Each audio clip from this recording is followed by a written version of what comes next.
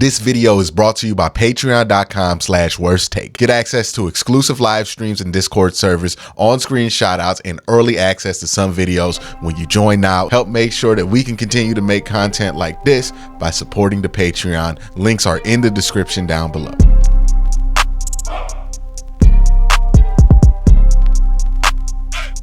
Everything is a double-sided sword, right? There is good, but there's also a consequence of that good. And the internet has been a great thing. It's been a great thing for me. If you like my stuff, it's been a great thing for you, right? It allows people like me to have access to an audience, to be able to give them honest opinions about the Cleveland Browns.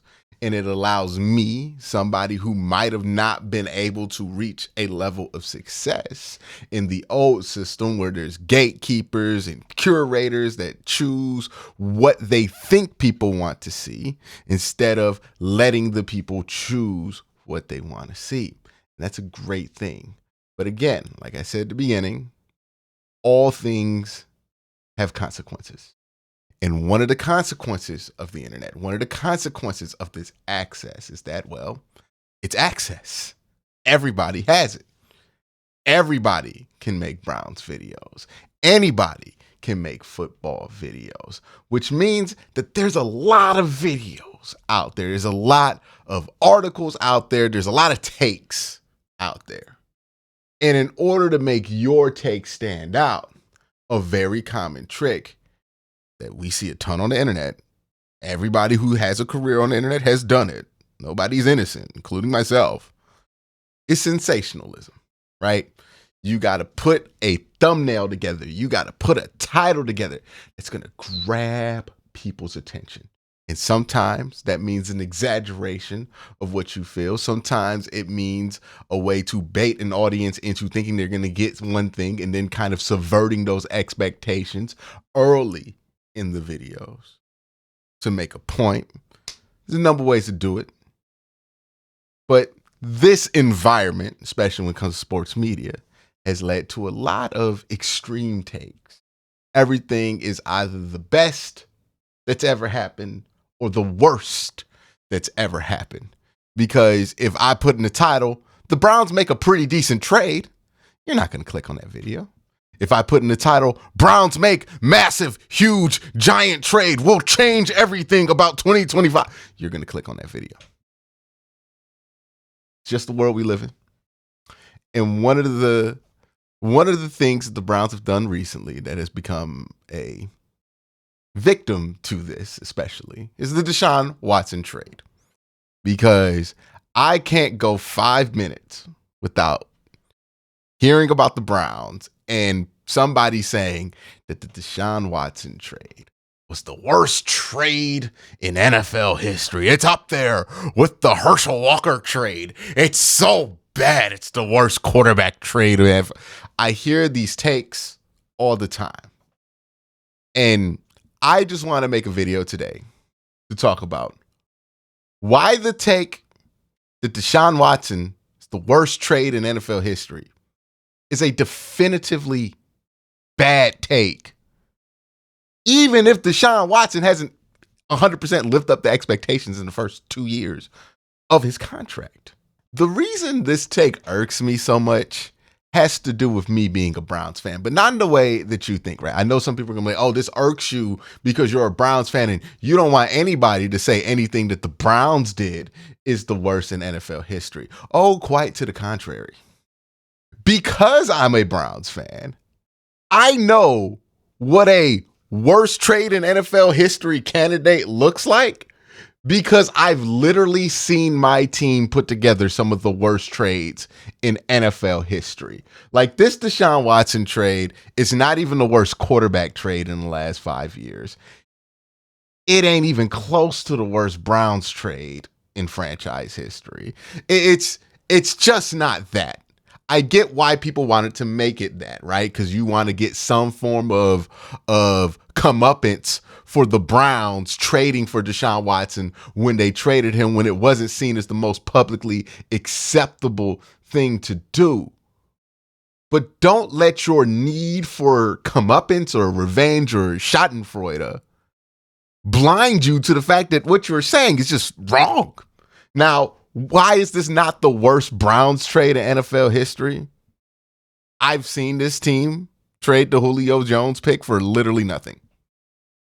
Like, this trade is not going to set the Cleveland Browns back as much as the Julio Jones trade set the Cleveland Browns back. It's almost guaranteed because the Browns have made the playoffs after the Deshaun Waton trade.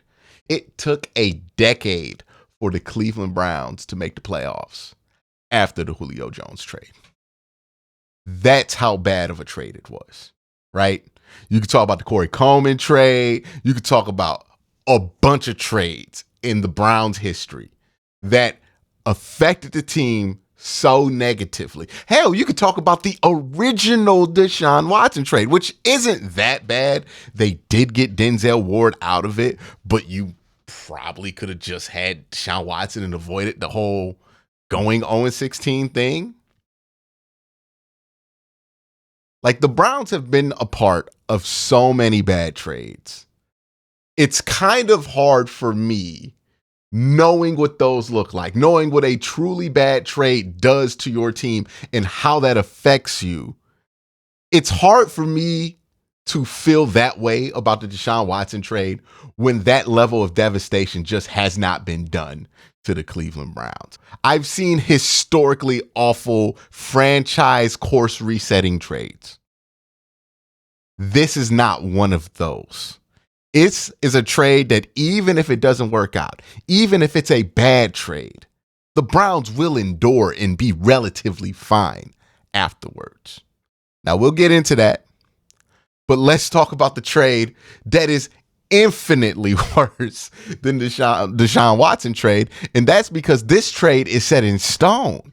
There is nothing the Denver Broncos can do to justify the Russell Wilson trade. They gave up more draft capital than the Cleveland Browns, according to this metric on Over the Cap. When they gave up 2 firsts, 2 seconds, and a 5th, that draft compensation alone, without even including the fact that they gave up Shelby Harris and Noah Fant, you compare that draft compensation for the draft compensation that the Browns gave the Texans for Deshaun Watson and the San Francisco 49ers gave up for Trey Lance. This trade gave up the most draft compensation, the Russell Wilson trade. And you gave up 2 good players, 2 starters in Shelby Harris and Noah Fant. So not only did you give up more draft compensation, which the Browns in San Francisco only gave up draft compensation, so you already beat them in that area. You gave up 2 veteran players. Now, this is where people usually go to the contract, right? Oh, well, it's not about the draft conversation, Quincy. Like, it's not the compensation that's going to hurt the Browns. It's the compensation and the fact that Deshaun Watson signed for $230 million guaranteed. I've heard this take before. But here's the problem with that take. I'd rather be the Browns and pay Deshaun Watson $46 million to start as the quarterback for the Cleveland Browns than pay Russell Wilson $85 million to start for the Pittsburgh Steelers. So whatever you think about the contract, it does not matter anymore because the Browns are at least paying somebody to play football for them. The Broncos are paying $85 million so Russell Wilson can play for the Pittsburgh Steelers and so they can start Zach Wilson. That's what they're paying for. So even if we go to the contract, it's not a better trade than what the Browns did with Deshaun Watson. Ever somebody talks about the Deshaun Watson contract, oh my God, you signed him for $230 million guaranteed. That's going to ruin your salary cap. Prove it. It's been 2 years now. Show me where Deshaun Watson's contract has hurt the Browns' ability to bring in and retain players. I'll wait. Water and shit. You find it? Take your time, man.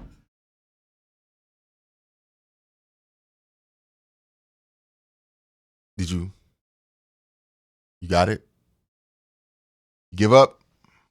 Okay, cool. Yeah, see, that's the problem. People say this is a hypothetical.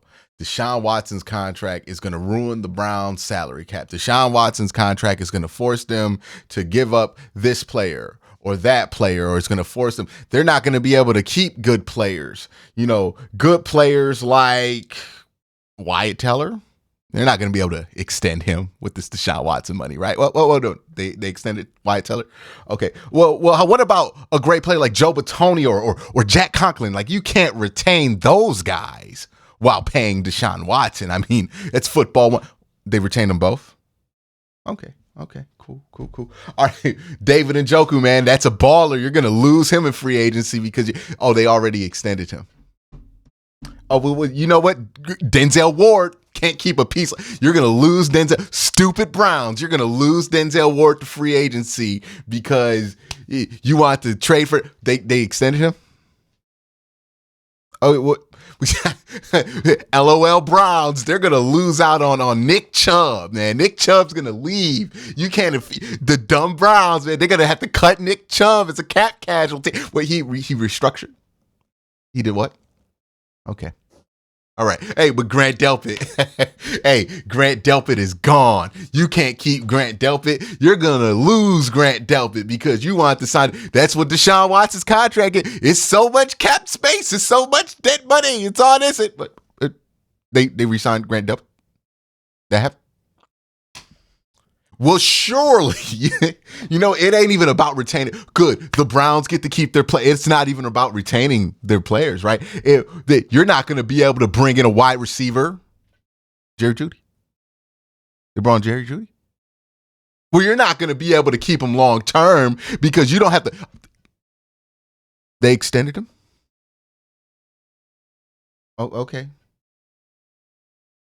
Okay. Well, wait, this is Zadarius Smith, right? You're not going to be able to pair him up with Miles. They extended him. Okay. 2 years? All right. Well, who are you going to play at defensive tackle? Dalvin Tomlinson? When's his contract expire? 2 years?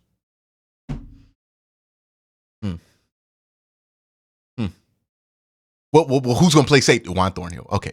All right. You see what I mean? You see, whenever people bring up the contract and they bring up these hypothetical, and I don't know why I went into this deep bit there. Like, it probably lasted longer than it needed to. I just got into it, so my bad on that. But that's the point is there. Who did the Browns lose because of the Deshaun Watson contract? It's been 2 years. You told me that this was going to melt our salary cap on fire in year one. It didn't melt the salary cap on fire in year two. And then you made videos in the summer during year two, like, oh, it's going to melt it. They're going to lose it. And then nothing happened. They brought in more guys. And then year three comes around. Oh, you swear to God, we're going to lose Nick Chubb or something crazy like that. And we ain't do that. The Browns have not lost a single player because of the cap constraints of Deshaun Watson.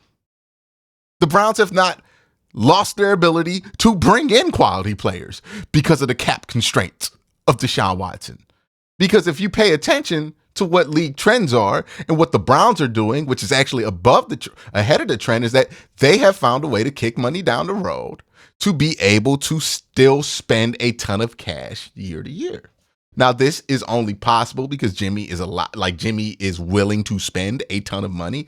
The Browns, Philadelphia, and San Francisco are the three teams that really lean on this strategy. So they can escape some of the cap constraints by being creative. And as long as there's not another pandemic, what they're going to do is going to work, because what the Browns are doing is kicking the can down the road. That's what you hear a lot of people say. They're just kicking the can down the road, but the bill's going to be due eventually. But that's not necessarily true. Because if the salary cap goes up 7% every year, which it has pretty consistently, then think about it. 7% 1 year, you kick it down the can, 14%, 21, 28. If you kick a can down the road long enough, the value of that $1 that you paid that player will be significantly reduced by the time it actually comes due. It's just math and economics. And again, the only thing that can foil that plan is like another pandemic, or if the NFL has to just stop playing altogether. But if one of those two things happens, we have bigger problems to worry about than the Cleveland Browns. But outside of that, it's going to work. Like, this strategy is going to work. It's been tried and true. It's what the teams that are competing are doing. It's something that everybody recognizes and understands when Philadelphia or San Francisco does it. But when the Browns do it, it breaks everybody's brain. But that's why the hysteria around Deshaun Watson's contract was always unwarranted from a football perspective. Because from a football perspective, it wasn't going to be this giant albatross that was going to affect the Browns' ability to roster build. It never was. That's why they let him sign the contract, because they knew they had ways to maneuver around it. So please, don't tell me about the contract, because if we look at the Russell Wilson trade, that contract, well, that did cause some roster changes. First of all, you had to give up Shelby Harris and Noah Fant, 2 starters, just to go get Russ, right? Then you lose Draymond Jones in free agency because you ain't got no money because you just signed Russ to a new deal. And you're not willing to spend the cash to kind of kick that can down the road. And then you decide you are so fed up with Russ that you cut him and eat a $85 million dead cap for this year, which means you got to cut Justin Simmons. See, that's a team that did not have the infrastructure in place to be able to sign a quarterback to an expensive deal and maneuver around it with the salary cap. If the Cleveland Browns had signed Joe Burrow to a $270 million deal, we wouldn't be haggling with T. Higgins about the franchise tag. T. Higgins will have an extension because the Browns have cash. When you don't have cash, you have to deal with those problems. The cap becomes really real to you. But the Browns have cash. These aren't things that really bug them on a salary cap level. So, again, I ask you, how is Deshaun Watson the worst trade of all time when the team has been over 500 since making the trade? Because if for something to be the worst trade of all time, it has to significantly affect the trajectory in a negative direction of that franchise the minute they make that trade. The Browns' trajectory as a franchise has gone up since making that trade.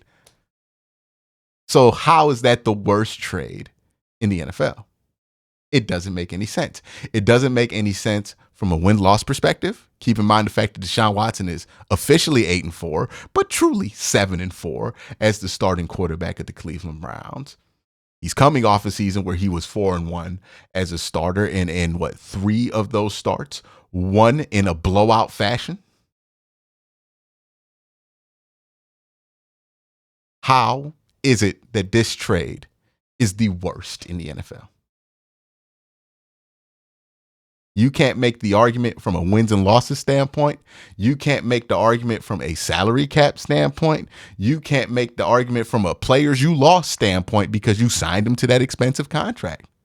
Maybe you can make it from a draft compensation standpoint, right? The Browns didn't have first round picks the last 3 years, so surely they're going to be deprived of young players that they were able to bring in. Surely they're not going to have any new talent to re-sign, but Andrew Berry's one of the better GMs in the NFL, and in the last few years, they've gotten Martin Emerson, who is playing like a first-round talent. They've gotten DeJuan Jones, who's playing like a first-round talent. So even in the worst-case scenario, where they don't have first-round picks, they're still able to get first-round talent.